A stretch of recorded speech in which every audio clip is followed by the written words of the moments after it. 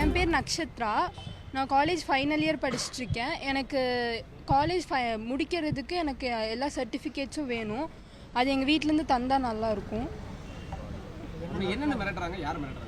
என்ன எங்கள் அண்ணா சித்தி பையன், அதுக்கப்புறம் அப்பாவோட ஃப்ரெண்டு ஒருத்தர் இருக்கார் கணேஷ்ன்னு சொல்லிட்டு. எங்கள் அண்ணா பேர் அவினாஷ். இவங்க எல்லாம் சேர்ந்து ரொம்ப மிரட்டிகிட்டு இருக்காங்க. இவரோட வீட்லேயும் போய் ரொம்ப ப்ரெஷர் கொடுக்குறாங்க. எங்களுக்கு ப்ரொடெக்ஷன் வேணும். இதுக்கு நான் ப்ரெக்னெண்ட்டாக இருந்தாலும் என்னை அபார்ட் பண்ணிட்டு கூப்பிட்டு போயிடுவேன்றாங்க.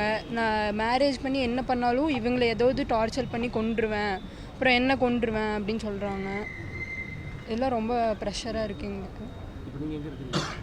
நாங்கள் கோயம்புத்தூர் நாங்கள் ஃப்ரெண்டு ரூமில் இருந்தோம். இப்போ கோயம்புத்தூர் இங்கே வந்திருக்கோம். கணவரோடு தான் இருக்கேன். இல்லை ஃப்ரெண்டு ரூமில் இருந்தோம். இப்போ இதுக்கு வேண்டி நாங்கள் கோயம்புத்தூர் இங்கே வந்தோம்.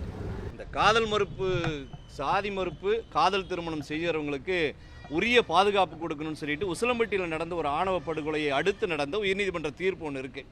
அதில் காதல் திருமணம் புரிந்தவர்களுக்கு உரிய பாதுகாப்பு கொடுக்கணும், அதற்கான ஒரு இருப்பிடத்தை அவர்களுக்கு ஏற்படுத்தி தரணும், தேவைப்பட்டால் துப்பாக்கி ஏந்திய காவலர்களோட பாதுகாப்பு கொடுக்கணும்னு சொல்லிட்டு தான் அந்த உயர்நீதிமன்ற தீர்ப்பு, மதுரையினுடைய உயர்நீதிமன்ற தீர்ப்பு.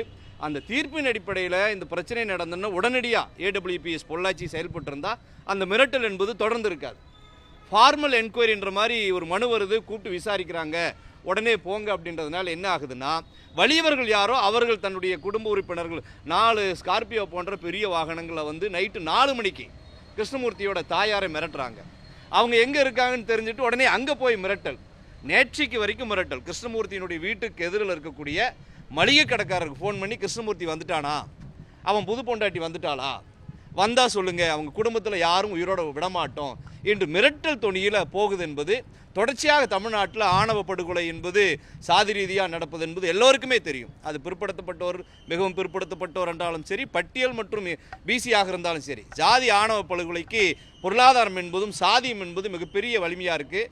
அதனால தான் எங்களை போன்ற தோழர்கள்லாம் சாதி ஆணவ படுகொலையை தடுப்பதற்கு ஒரு புது சட்டம் தொடர்ந்து தமிழ்நாடு அரசை கேட்டுக்கொண்டிருக்கிறோம். இந்த பிரச்சனையிலையும் அந்த மாதிரி ஒரு அசம்பாவிதம் நடந்துவிடக்கூடாது என்பதற்காக இப்பொழுது நாங்கள் மாவட்ட காவல் கண்காணிப்பாளரை பார்க்க வந்திருக்கிறோம். காவல்துறை உரிய துரிதமான நடவடிக்கை எடுக்கும் நம்புகிறோம். செய்திகளை உடனுக்குடனும் துல்லியமாகவும் தெரிந்து கொள்ள சப்ஸ்கிரைப் பண்ணுங்க.